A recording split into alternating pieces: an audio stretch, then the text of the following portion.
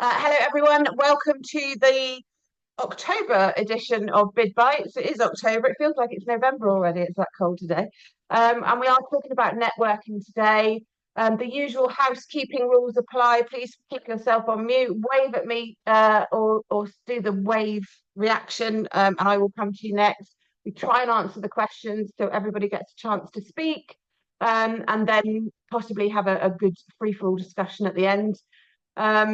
And today's one is about networking. So we all get to do it. We all have to do it in our profession. Some of us like it, some of us don't like it.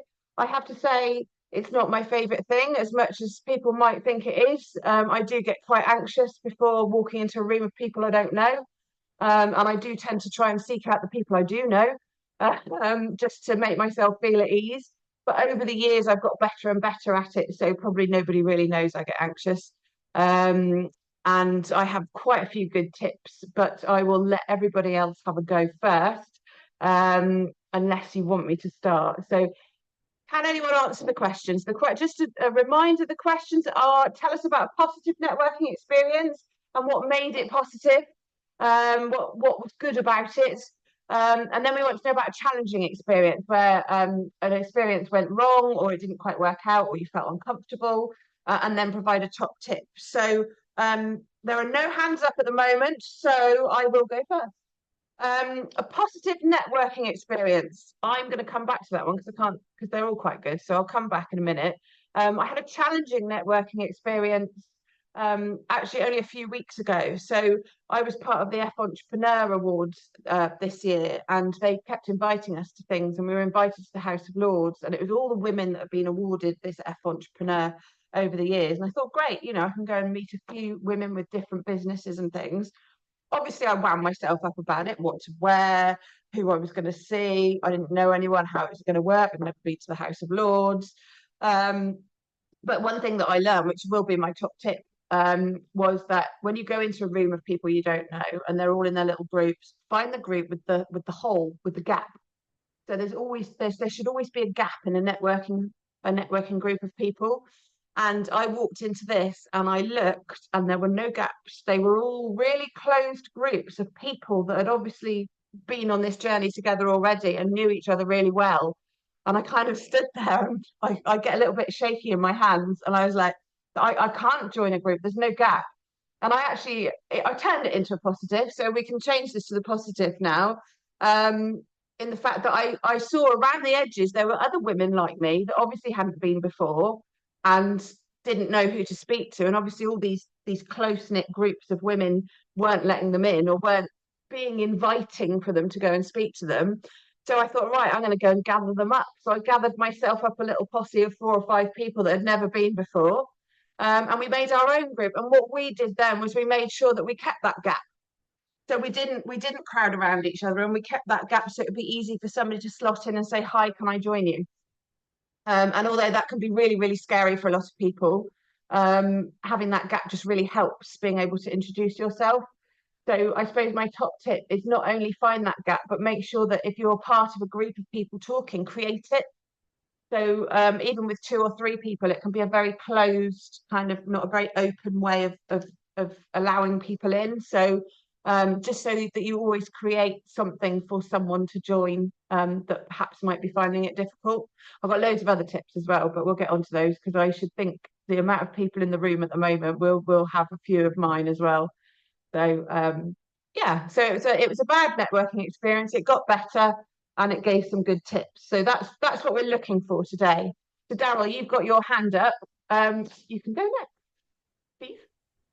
Thanks. Are we doing introductions or do we just all know each other now? You can give an introduction if you want. Hi, I'm Daryl. Um,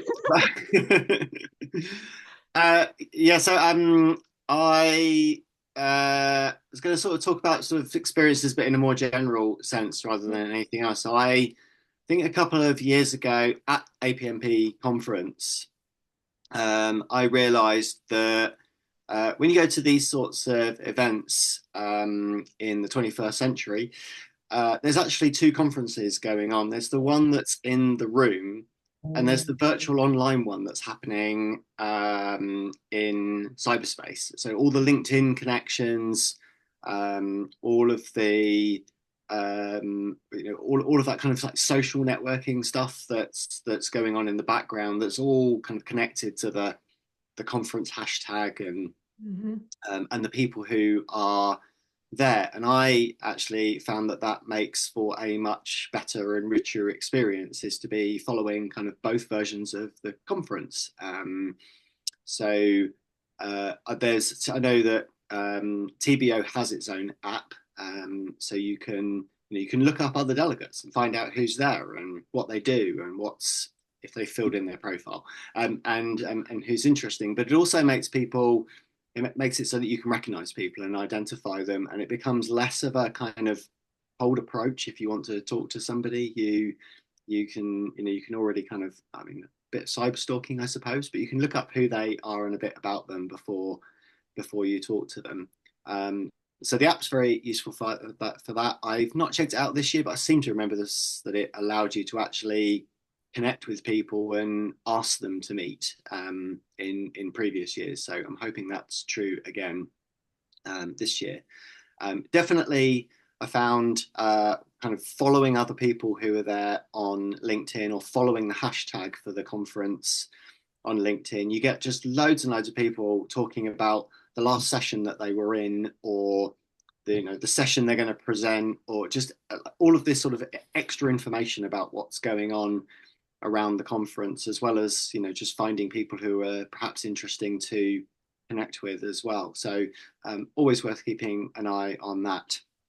And actually, on that, a few years ago, I wrote an article on LinkedIn, if anybody's the least bit interested, on how to be and how to join that virtual conference and the things that you can do. So do feel free to check that out if you're looking for some ideas on that. Bad experiences. All of my bad experiences with networking have to do with uh, understanding my social battery. So Mm. my ability to talk to people, particularly kind of people that are either strangers or people I don't know well. They're not kind of like close friends and things. That it's something that drains energy from me a little bit, depending on depending on who it is and what the situation is. But monitoring that energy and understanding how it's affecting me, I found to be really important. So when it's been bad, I run out of enthusiasm. I've become increasingly more shy because I don't want to introduce myself to new people. I've done enough of. I feel like I've done enough of that, um, and I get kind of the worst cases. I've been physically unwell from it, and sometimes it's taken 2-3 days to recover from a day of meeting people. Um, so I found that kind of monitoring your social battery and understanding where you are and then what you need to do to replenish it. So for me, sometimes it's just taking a bit of a break and moving away from people and having a little bit of introverted me time to just restock myself a little bit and top up. I think the wellbeing room's quite handy for that as well. I'm glad to see that they're doing that again this year. And I would also say, don't be afraid to skip a session. Like you don't have to attend everything.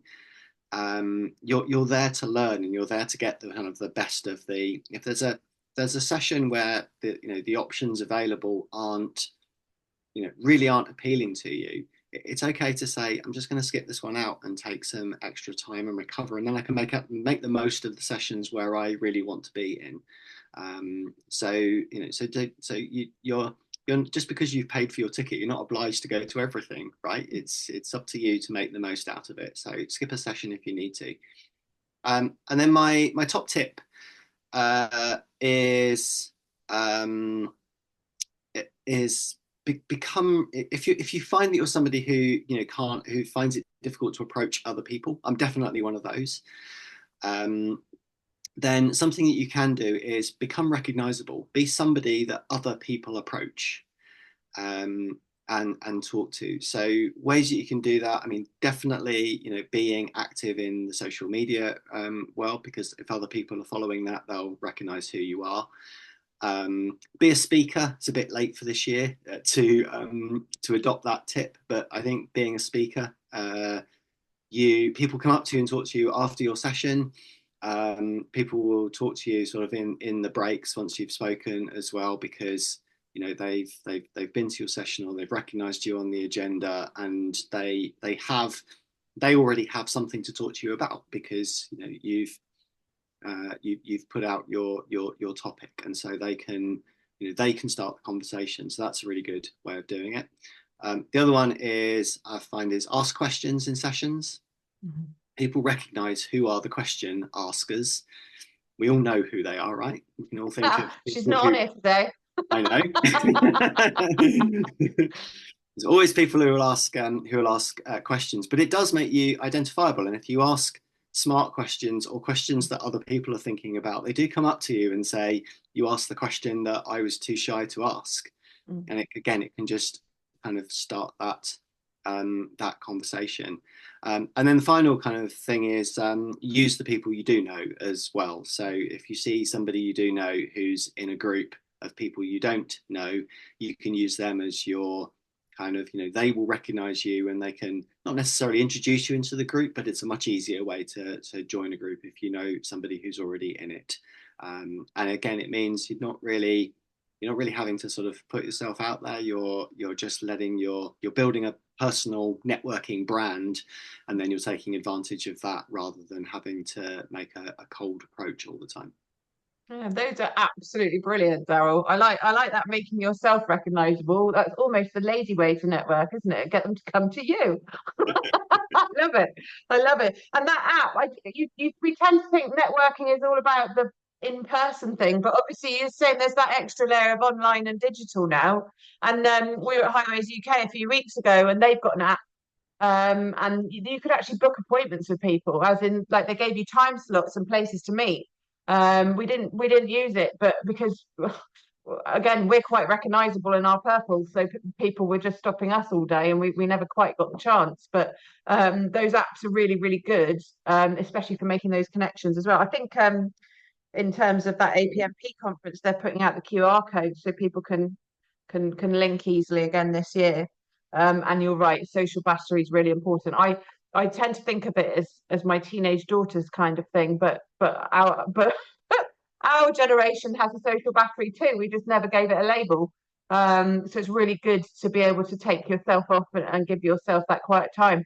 I think years ago, people used to do it by going out for a cigarette, but obviously people don't do that anymore. So even just getting out for a bit of fresh air, because especially if you're in like a 2 or 3 day event, you just get consumed by the room. So just to get outside for that fresh air is a really good idea, isn't it? Thank you, Daryl, very much. Hannah, your hand is up. Yeah, I was just going to go next, but because there's a few things that you guys have said resonated with me. So I thought, oh, do you know what? I'll do mine next because they're linked. Yeah, positive experience was actually at Convex, which is a massive event management expo at Excel in London. It used to be anyway. Used to go there every year. And yeah, it was quite a long time ago that they started this, but yeah, it was the whole booking and networking sessions with people. So then before you went, you could work out exactly who you wanted to see. But at the same time, it was quite dynamic in that you could see other people as well. Maybe when you're walking between stands, it's mostly people on stands, rather than kind of getting to a stand and waiting for them to be available to talk to you. You had your little 5 minute slot with them. But actually, what we did find is we networked with people when they were on that stand. So you ended up having quite a nice sort of hybrid approach to some structured sessions as well as some dynamic stuff on the way. So that was definitely a positive networking experience for me, which also meant that you came away speaking to the people that you actually intended to talk to. So it's quite productive. Challenging networking experience. I think it's probably a bit like Pippa said, when you get somewhere and you don't really know anyone, and you sort of have a slight panic that you think, gosh, who am I going to stop? Who am I going to stand with? Who am I going to talk to? I definitely went to one. Was it last year, Pippa? The one I went to beginning of last year for the Procurement Act, where it was several hundred people in the room. Yeah. didn't know anyone. And yeah, it does. You have to pull out, all the stops, don't you, when you're completely on your own, and you have to be sort of, yeah, just really sort of find some energy from somewhere to do it. So it's probably I haven't got a specific event for that one, but yeah, on top of that one, I mean, I think that's probably the most challenging is when you get to an event, you're not quite sure if you know anyone.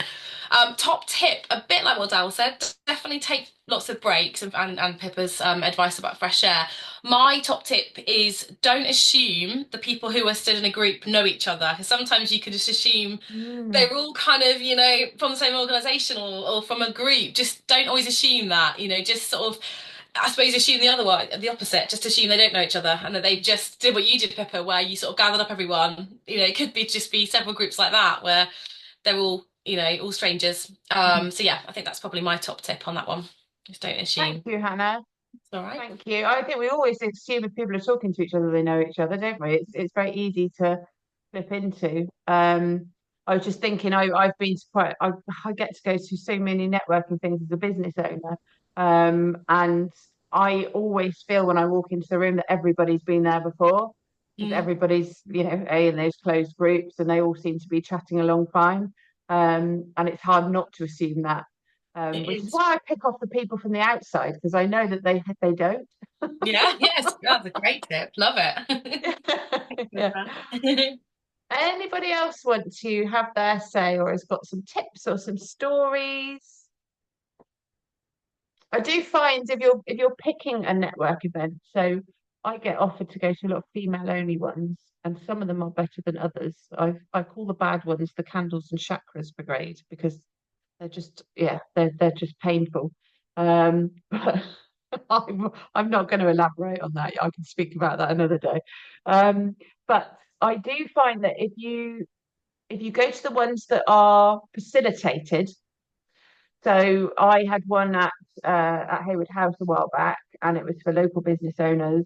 And there was about half an hour of chit chat and grabbing coffee and just kind of getting to know people. But then they had a bit like the speed networking we did at the International Day of Bids and Proposals. They actually had a plan of everybody was given a number, and then you were given your table, and then we basically had 4 minutes each to present our businesses. So it was about selling, but I think for each table you had everybody had 4 minutes, and then there was an extra 5 minutes at the end to connect to people that you wanted to connect with in the future. And then we were moved on to another table. I think we did 3 tables, and the fact that it was facilitated took the scariness out of it because you were told what to do. You were told, this is your 4 minutes, this is how you sell, this is where you talk to people about what you do. And then we give you this amount of time to connect with the people that you might want to talk to further. So that was quite nice. I quite enjoyed that. So that's another tip. There we go. Is to if you're going for a true networking event, find one that's facilitated and doesn't just chuck you all in a room for no reason. Because that takes the scariness out of it. Anybody else got any insight or wants to answer the questions? Ali, thank you. Hi, yeah, it's not so much, sorry, I can't answer all of your questions, but I Right? guess it's just repeating some of what's been said, and especially that Daryl was saying about that whole kind of social LinkedIn kind of thing. I think the first APMP conference I went back to a long time ago, somebody recommended to me to just post on LinkedIn that you're going to the event and you'd like to connect and reach out. And some people come back to you, and that's a good way to kind of make some inroads. And definitely, I sound similar to some of you guys. I definitely sort of am more around the edge. I don't sort of delve in and start, just speaking to people. So I think if you see somebody who kind of looks maybe a little bit similar to you, on their own, or, I find that's quite a good way to start chatting to somebody who, might also be a bit nervous. Yeah, excellent, Ali. Good thinking. I don't know about any of you, but I have this issue with I remember faces and not names. So so I tend to do a post on LinkedIn before I go to anything, particularly in highways, because there's like hundreds of thousands of people in highways, and like people know me, and I can be speaking to people. Okay, I know your name, and I've learned over the years just to say look, I'm really sorry. I recognise you, but I can't for the life of me remember your name. I can blame it on the menopause these days, but but yeah, I think being honest with people as well. So like they might come up to me and say, "Oh, hi, Pippa, lovely to meet you," and I, instead of looking blank, like properly blankly at them, I'll say, "Oh, lovely to see you. I recognise you, but I can't quite place you in this particular moment." And no, nobody shouts at you for doing that. So yeah, It's and also it's a good useful. conversation starter as well if you can't remember people's names. Yes, that's very true. It's also useful when events actually give you name tags as well, isn't it? Or they have to sort of Yes. try and pretend you're not averting your eyes down. But yeah, I've always found that quite useful. Absolutely. And on name tags, I see your hand up, Chloe. I'm going to come to you next. But on name tags, I hate the ones where you get a lanyard. So your name tag's down there. So you have to kind of do that. When we did International Day of Bids and Proposals in September, I said we've got to have the name tags up here, like on stickers, so you can just do a quick flick rather than actually going, oh, I need to know your name and kind of looking at their belly button or their boobs. Or worse, yeah, Never I'm going to appropriate. say, as a guy, much Yeah. worse. When the lanyard's a little bit shorter, and you're like, well, I Yeah. can't there. Yeah, it's hard, isn't it? It's hard. I think we should just have like little hats like that, and then you don't have to look anywhere because it's there in the face. But anyway, Chloe, lovely to hear from you. Welcome to BidBite. Hi, Anne. Nice to meet you. So my first networking event was International Day of Bid and Proposals this year. I've never actually really been to a networking event before that, particularly one in my industry. So I actually did a lot of research into networking before that because I was trying to figure out what to do, particularly on because I'm autistic. So for me, it was a bit of an extra stressor trying to figure out how to do it all. So as part of my I do the APMP mentoring program. Um, my mentor suggested like a couple of things to me, and one of them was actually you could use your phone to like type up notes if you need to just like remember who you spoke to about a certain thing because I tend to remember who I've spoken to, like certain topics that I've spoken about with people, but not necessarily names, Yeah. perhaps. So I just like make a quick note of who I spoke to through that. So that's one thing that you could do. You can just quickly type up on your phone in the notes section um about who you were speaking to. That's a really good idea, Chloe. And I remember you from IDPP as well. Thank you. I'm glad it was a positive experience. What made it positive for you as it was your first experience? I think I th I think it's because I built it up in my head that it was going to be a lot harder than it was. I think that's the first hurdle that I kind of found it easier to get over. Mm. Um, it everyone was very welcoming, and everyone's also quite conscious about trying to keep everyone involved. I think that was what made it really positive.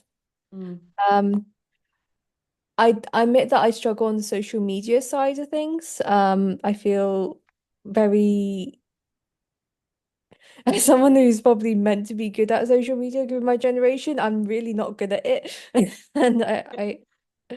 it's something I'm still trying to get to grips with, but yeah, so I found it was a really positive experience overall and everyone was really lovely. I'm really, really glad. That's really good to hear. And yes, I do remember you. And again, that was, I guess it helped that it was kind of facilitated networking, which was the idea, so that people, because obviously, a lot of people knew each other there already. And the idea was that those of you that were new to it or didn't know everyone got the chance to speak to people rather than people kind of just automatically gravitating to the people they knew. And that was why we did that kind of random thing. But I think you're right. Everybody in our profession is so and helpful and welcoming. It's where I found problems with networking. It's been in group professionals, and haven't been that support and welcome that we all love about our profession. But thank you for sharing that, Chloe. No worries, thank you. And for those of you that don't like writing on your phones, I highly recommend a little book and a pen. Some people do still go old school. Hannah, did you have something to say? Yes, I've just had a flashback for my challenging networking experience, and I can't believe I've not remembered it up until now. But I got invited, it must have been about 12 years ago, quite a long time ago, to a time of, I suppose, like a Chamber of Commerce style event at a really nice hotel in Hampshire. Got invited, I knew one person who invited me along, and it was a networking lunch. So a bit of networking before, a really nice lunch and a bit of networking afterwards. And it was all going really well. And I was thinking, gosh, about 100 people there, quite scary. And we all sat down for lunch, and they put me on the spot massively and told me to stand up in front of everyone. I had to introduce myself, and I can't remember what it was. It was I had to kind of. I don't know. There was an anecdotal thing that I had to say. I don't remember. That's how much I blanked it from my memory. But I remember just wanting the ground to swallow me up, and I just, yeah, it was awful at that moment where you just were not, I was not prepared. I didn't know what to say. I sort of winged it somehow. But yeah, that was a scary one where you're completely put on the spot. I don't like to say it doesn't happen very often. Yeah, it was just something that I have obviously omitted from my mind until Yes, now. it's that dreadful. I suppose that gives another tip actually, is that when you start looking at events, an Mm, event you're going to, whether it's a conference or an exhibition or an actual networking event, is to do that pre-planning. And mm, one of those bits of pre-planning, apart from looking at who's going, what you want to get, I always go, right, I want to come away with one new lead, or I want to come away with one good nugget of information to help with the business or whatever, but is also to plan your pitch. So mm. any event, even conferences, even APMP conference, people are going to say, "What do you do? Who do you work for?" The bland conversation starters. Obviously, we prefer more open questions like, what was the best thing about your job last week? Would be better. But to have your little, almost your elevator pitch to say, this is what I do, this is what I'm about, or if you're trying to get leads, selling your business, or if you're wanting to learn something. So if people say, "Why are you here?" You can say, "Well, I'm at this stage of my career and this is what I'm hoping to learn, and I want to take away 5 learning points." Those, just prepare those things. So if you are put on the spot, you've got something to come back with. Yeah. Um, I was just looking at the chat. Ben was saying he doesn't feel he has anything useful to put on social media. So he knows the possible benefits and a bit of imposter syndrome, and that's a good point as well, Ben. I think everybody suffers from it to a certain extent, and are you good enough to go out and talk to people or to put your things out on social media? And to that, Ben, I'd say yes, because I know you have lots of really useful stuff that people would like to listen to. Um, Sarah, at least at a conference, you don't have to spend half the networking time explaining what a tender is. That is so true. That is so true. Yeah, it does stop that awkward explanation, doesn't it? Daryl, you've got your hand up again. Yeah, so I wasn't going to go for a second go, but you reminded me of something actually. I don't know if they'll do it again this year, but a couple of years ago, Strategic Proposals had like a deck of cards. I've got them. Yeah. Mm, So a deck of cards, and basically it had like each card has got a question on it, and so you mm, can go up to people and get them to like just say to them pick a card, and they'll pick a mm. card, and it asks a question. Some of it is bid related, some of it's kind of more businessy related, and some of it's a little bit is more personal. But it's like they're literally just conversation starters, and they're kind of fun, especially if people haven't seen them before, because I mean, it just starts the conversation with Yeah, "What's this?" yeah. But then you kind of get the question going as well. So if they're doing them, go grab some from their stand, because I use those. Hey, I, Ali's I got use them. those. I use those all the time in all sorts of other situations as well.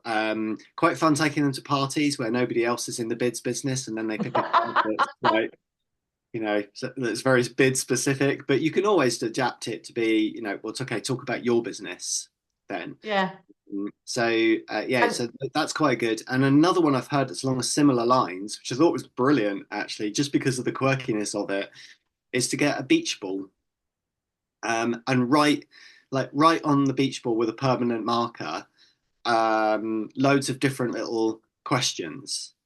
And then when you go to your networking event, inflate the beach ball, throw it at people, and wherever their right thumb lands, that's the question they have to answer. and That's very good. it's But so brilliantly quirky and yeah. fun that it just instantly breaks the ice. Need to be careful if people got drinks in their hands though. But Yeah, there was another one that I did. If you're organising a networking event, where you give everybody a piece of paper and a pen, and they have to ask their question, and then they screw it up into a snowball, and then you have a snowball fight, and then whatever one you end up with, that's the question you've got to answer. There is another fun way of doing it. I was just going to say, can you share the link to your article as well, Daryl? Because I think that would be I did. useful for people. Yeah, I did a bit earlier in the chat. Oh, did you? Sorry, I missed that. But we'll share that on the article as well. I'm not sure about the beach ball. I can imagine that could get quite. I could imagine me hitting somebody on the head really hard with that. No worries, Ben. That's why you've turned your thing off, the video off. But yeah, anybody else got any experiences they want to share? Or should we just have a general chit chat about networking and events and how scary they are or how not scary they are? I don't remember being this apprehensive going into these things before COVID. So I don't know if anybody else has that experience. Before COVID, I was quite confident, quite loving to go into all these, groups of people. And I was quite ill with COVID and flu after events. And I do get quite anxious about being in a room with lots of people breathing, because I don't want to be ill again. So that's part of my anxiety, and I never had it before COVID. Lorna, you've got your hand up. Yeah, I don't have much to say, but I just resonate quite a lot with what people have said. So yes, about the COVID thing, because unfortunately I'm now classed as immunocompromised, so I've got to kind of think about not being in enclosed spaces and stuff. Although to be quite honest, I'm vaccinated up to the hilt now, so that helps. But I think as well is I do agree. I think you've just got to keep in your mind that it's always good to think about how others might be at that event. Like Hannah says, you don't always know that that group of people know each other. I'm a bit like Pippa. I am looking forward to going to the conference. It's my first one and seeing people. But on the other hand, I'm feeling quite anxious because it's a room full of people. My big social thing will be the dinner because I know that they'll just place you by people. And yes, whilst I'm good at making small talk, it's difficult if you sit next to somebody who's not also good at making small talk. So I think it's also just trying to play into your how you are and coping mechanisms in, I think if you just remember that people don't know each other apart from the odd few, then it's good. So I think it's just realizing how you can kind of make a bit of small talk and introduce you people. I think we did like a work event, and what they did is they passed around like a little jar or a holder with some coins in, and you were asked to take a coin out, and then they said to you, "What's the year on your coin? Tell us something monumental you did in that year." So Wow. that's kind of quite a good icebreaker if you can remember back. So, that's quite good. But yeah, it's not nice to be put on the spot though in a group. Yeah. But Not friendly, is it? So that's a bit of a shout out to event organisers. But no, I think there's pluses and minuses. I think, but like you say, is don't be afraid to. I do want to go as much as I can to make the full benefit of the conference, but I'm conscious that it could be an awful lot to take in and an awful lot of people to kind of almost sounds awful, but almost to be smiley and cheery all the time. It's going to be really quite knackering. And I think it's just knowing what your limits are. And like I say, it's good that they've got to have this wellness room. And I quite like the idea of the buddy system that they're putting in place. And it's quite nice because Sarah and I are going to buddy up anyway, and just so we, don't quite feel so on our own. But it'd be nice to see people. But yes, it can be quite daunting to go to big events. Yeah, absolutely. And you talk about vaccines. I had mine in both arms yesterday, so I'm all vaccinated up before the event season starts. Yes, Daryl, I you're had a mine buddy. in one arm. You have they would let me have both in one arm. Yeah, So I'm incapacitated today. I can't lift my arms above there. Yeah, nice bruise, but yeah, no, I have to have them in one arm. So yeah, Hannah, that's right. Your face does ache after smiling so much. It's exhausting. Do you know what? I don't think people realise how exhausting it is to go to these events. As much as they're brilliant, but it can take you weeks to recover. Just talking about the buddy system, Daryl, you were a buddy last year at the APMP conference. Can you tell us how that works and whether you thought it was a good idea and if you had any feedback? Uh, I no, I didn't think it worked. Okay. It's probably the short answer. Yeah.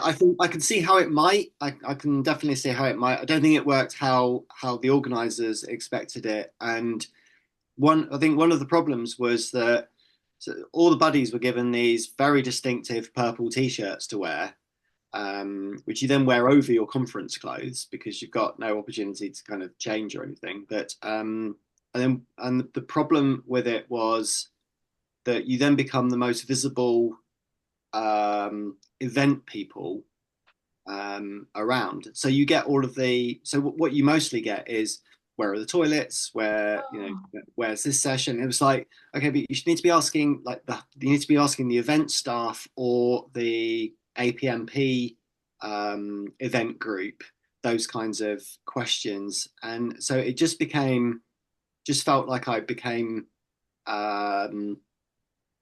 kind of a point person for just connecting people with the organisers and the basic stuff rather than what I felt it was really about. Yeah. So I provided feedback. I'm not going to do it this year. I provided feedback on what I thought could be better about it, and so I hope it will be. I hope it will be a little bit more on target for what it needs to be this year. Yeah, okay. We'll have to. I wasn't there last year, but we'll have to look out for that. I'm just going to go through a bit of the chat, actually, Daryl. So you said about posting about the conference is a great way to start because your opinion is as valid as anyone else's, and it is. You know, we all look at these things differently, so that's a good point. And then Hannah said about the face aching. We talked about that. Sarah says she zones out in conversations once the battery is gone. I think that's a valid point, Sarah. I think as people, we should be looking out for people that perhaps you can see that their social battery's gone and maybe, maybe, I don't know, recognize that they're struggling or maybe saying, well, do you fancy going to get a coffee away from the group or something like that? I don't know. And Sarah says, remember at conference last year where you literally walked in the door and you were asked to film a segment? What was that about, Sarah? Can you tell us I about remember that? when in the main hall, like you literally went in and signed in and got your badge and your notebook, and then you were accosted to try and film a segment on what APMP means to you. But like God. really badgered to do it if you were the first there. I mean, I just like literally walked off. I think I saw, is it Alan Howard? He was doing it. He said yes, but I just like there is absolutely no way I'm gonna walk in somewhere where I'm already feeling a bit overwhelmed and anxious and then film something for LinkedIn. Did anybody do it? Did anybody do it? Hannah said she avoided it. It's hard. I mean, if it's at the end of a boozy night or something, like at the end of the awards dinner, yeah, I'll say something. I think their timing was a bit out by the sounds of it. They should have warm up a bit. Yeah, if it had been at the end of the conference, maybe how you found it or a recap, but literally day one walking in. That's tough. That is tough. Yeah, that is tough to make you do things like that. We did. Oh, Chloe. I was just gonna say, have you guys seen that sort of TikTok trend where at weddings where they're like, this is my first drink of the night, and then the one that they do the end drink of the night, they should have done it like that. And what's APMP at the start, and then do the award ceremony. And again, what's APMP to see how the answer changes. That would be quite funny. I feel you need to write an email to the APMP and suggest it. Brilliant. Absolutely brilliant. Anybody else got any other stories? I think one of my other tips, and it's one that comes out in most things that I do tips on, is about breathing. When you're anxious about anything, entering a room of networking or an event or anything, is just take 3 good deep breaths or do a box breath or whatever, so that you don't walk in kind of like that. Just center yourself. Even after you've checked in, got all your gubbins and everything, maybe go to the ladies and go in, or the men's obviously, and go into a cubicle and just take some deep breaths and calm yourself before you go in. And that does, yeah, I'm a big advocate of breathing. Well, we all need to breathe, obviously, but of actual like focused breathing. I do one where it's like a Wim Hof thing where I breathe into my stomach and then fill my lungs and then breathe out really slowly through like a pursed mouth. I do that 3 times and then yeah, that really helps. Where did you get that quote from, Sarah? I think it's from We Bought a Zoo. Oh yeah, it says Sure.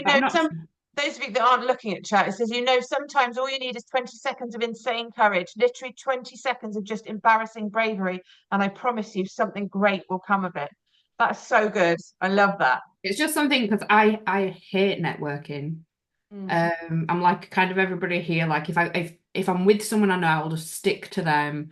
But you have to do it, don't you? So if I have to do it, I'm just like, you know what, just suck it up and go speak to someone. And then Yeah. it isn't that bad once you're there. It's just that like I have to go do this and I feel really horrible for a few seconds. Yeah, yeah, absolutely. And I've said to my daughter that before, and I've met some beautiful people through APMP events and other events where I've just gone, right, take a deep breath, smile at the person sitting next to you and go, hi. That's all you have to do. Chloe, your hand's up again. So it just reminded me of something that my mentor said to me.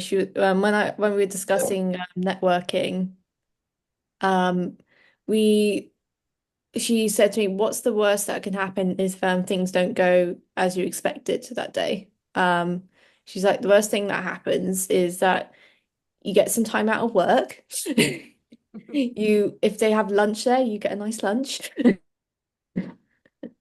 You get to maybe talk to a couple of people, and that's the worst that happens essentially. So she's like, try to think of it like that. But she's like, the best thing that can happen to you is that you get to meet a lot of new people. You get to have really interesting discussions.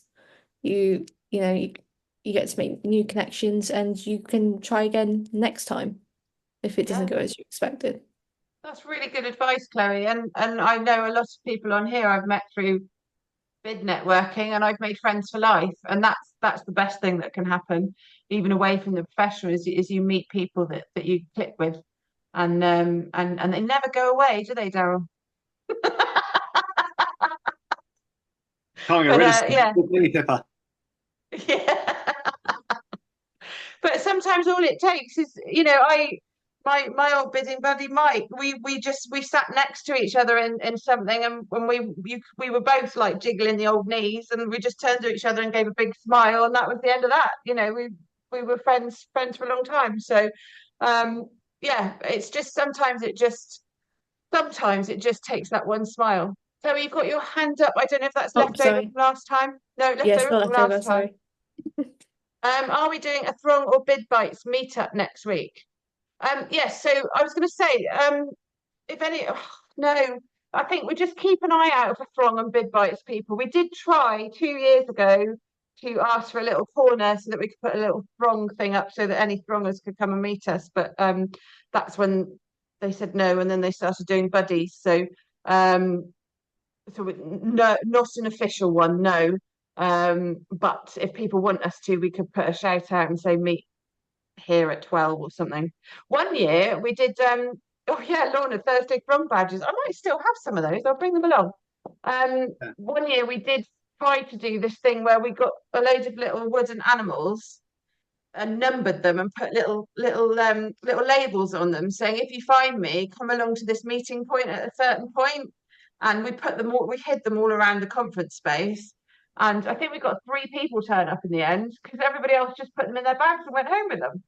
But the idea was, out of When the these hotel 20 staff animals, finding them and handing them in as like lost property. It's like, it's just like, read the bloody label. Oh, leave them excuse me, alone. read the label. But yeah, that was supposed to be a fun way of trying to get lots of different people together within the event. Like we put 20 out there, I think, and I was thinking, well, at least if we get 10 people together at this time, they might not have met before, but yeah, it went a little bit wrong.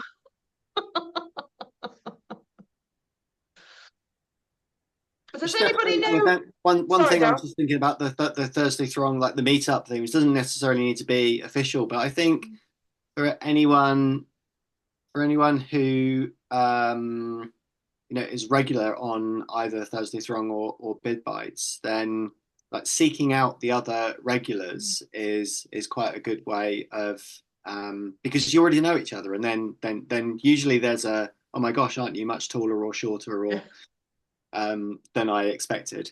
But that's quite a kind of a good way, because you kind of you already know the people, you've connected with them on here, and so it's quite nice to meet up in person then. And again, it's just a really easy approach to make because it's not a stranger. Yeah, good. It is a good point, Daryl. Yeah, we'll see what we can do, and just we at the International Day of Bid Proposals, I met Chris George for the first time, and I only knew her from online, and that was incredible. And of course, we've got Lorna's story, who was at the very first Thursday Throngs and Bid Bites 4 years ago, and we didn't meet her till last year at a Highways event. Highways, yeah. Highways after 3 years it would have been back 3 then. years. Met And to all the meet you in pixsters. It was person. great. Yeah, Yeah. Amazing. And it'd be nice to see some other people too. Like Daryl says, you already know them. It's just nice. I find, don't get me wrong, Zoom and Teams is great because that's what life has changed into post-COVID. But it'd just be so nice to meet some people face to face. Yeah, yeah. Are they the conference this year? Are they doing those labels for people that don't want to be hugged? We know because I'm a hugger, even though I get anxious about going into rooms of people. I'm a hugger, and some people prefer me not to fly at them with all my arms. Um, and I'm sure they did some sort of like, I don't know, color on the lanyards or something if you wanted people to keep their space. I don't know. No, obviously not. Don't know Is if it they're doing traffic it on light Barton. stickers, was it? Okay, Ben. Yeah, it was on the lanyard, wasn't it? So we had our the APMP level. You stuck that on, and then you had your traffic light of whether you wanted your photo taken, whether you wanted some space, that type of thing. It was kind of all yeah. But I didn't see it last year. I don't think it was on the things last year, as far as I remember. No. No, I'm very aware, and I suppose that's another tip. If you are somebody that likes to hug or likes to get quite close to people, is to ask permission. Is it okay? Can I hug you? Especially if you've known them online for a long time, and it's the first time you've met them in person. It's just be aware that they might not like to be hugged. We're nearly at our time. Is anybody, Chloe, how do you go and find more networking opportunities for bid professionals? That's a really good question, Chloe. Because it's not just the APMP. Obviously, we tried the IDBP thing.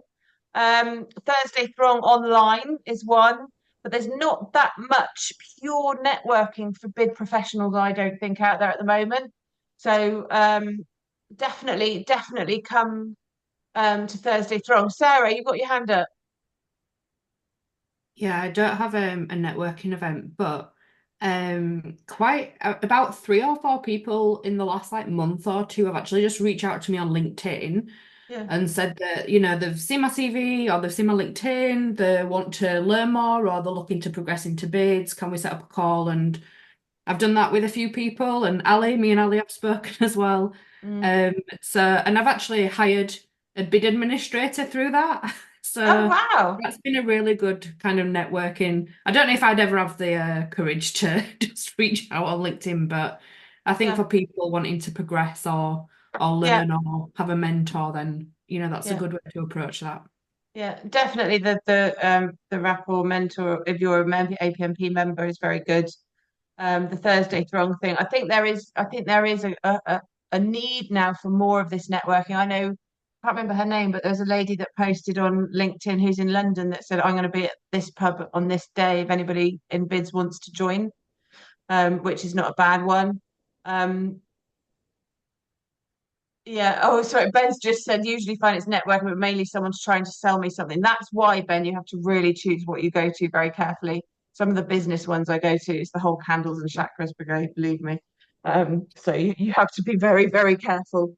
But Chloe, let us find out if there. I mean, I've been in bidding for like over 20 years, and it wasn't until I found the APMP in 9, 10 years ago that I found that there were other bidding professionals to talk to. So it is something that isn't about there, isn't easy to find. So that's kind of why we started Thursday Throng, apart from it being COVID, but it was also to so people didn't feel isolated, and there was an hour every week that they could go and talk to other bid professionals and find out stuff. So I think we'll try for another Thursday Throng meetup next year, which is just pure social, no selling, no learning, just getting together. And I think that's what a lot of bid professionals are after these days. Just something that's not going to fry their brain, and just be in a room with people that understand what they do. Yeah, that sounds really lovely. I'm trying to like put myself out there at the moment. So my company we are APMP members, but we're new at it, I should say. So like we are doing like the certifications, but we're not doing so much the events as much. I know that a couple of people from my company went to the roadshow last year, one of the road shows. But I'm trying to build a business case for us at the moment to go to the APMP conference next year. We weren't able to do it this year, but I'm trying to build one for next year, hopefully. There's a letter online that's a good base for you to sell it to your company about the conference, I think, on the APMP. But yeah, APMP used to do a lot of lovely social events, but they don't seem to be doing them anymore, where they're not sponsored or trying to sell something. So, I'm always looking into doing stuff. So if anybody has any suggestions, we can do more. But there'll definitely be an IDP event. I think there'll be a Thursday Throng event next year. And obviously there's Thursday Throng every week anyway for anybody across the world that's in bidding to come and join us. And I am going to stop recording. Thank you all very much for your input today. It's been really good. We'll write the article as always. And the video will go out with the article. And if you think of anything else, just let us know and we can add it in. But I'm just going to stop the recording now. So thank you very much.